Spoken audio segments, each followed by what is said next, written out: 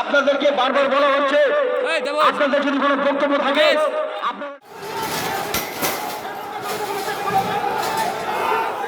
এখন যে বদমাশি করছে ওদেরকে আমরা ছাড়বো না। আমাদের কাছে সবার ভিডিওগ্রাফি আছে।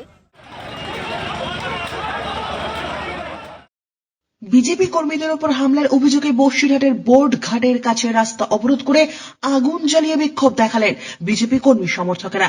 এসপি অফিস ঘেরাও কর্মসূচিকে কেন্দ্র করে বিজেপি কর্মীদের উপর ব্যাপক লাঠিচার্জ করেছে পুলিশ। ঘটনায় প্রায় 30 জন বিজেপি কর্মী আহত হয়েছেন। ঘটনার পর পুলিশের বিরুদ্ধে তীব্র প্রতিবাদ জানাতে বসিরহাট আদালতের সামনে বোর্ড ঘাটের কাছে রাস্তা অবরোধ করে টায়ারে আগুন জ্বালিয়ে বিক্ষোভ দেখালেন বিজেপি কর্মীরা।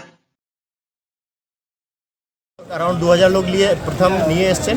তারপরে মবের ভিতর থেকে ছোট পাথর ফেললেন, তারপর বড় পাথর। আমাদের পুলিশের অনেক লোক ইনজার্ড হয়েছে।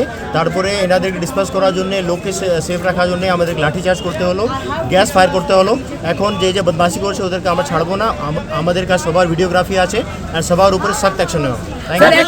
পুলিশ পুরো তৃণমূল কংগ্রেসের শাখা সংগঠনের কাজ করছে। শেখ শাহজাহান, শিবু হালদারের মতো যারা মা বোনদের সম্মান লুণ্ঠিত করেছে তারা গ্রেপ্তার করছে না। আমরা মা বোনদের পাশে থেকে চাই।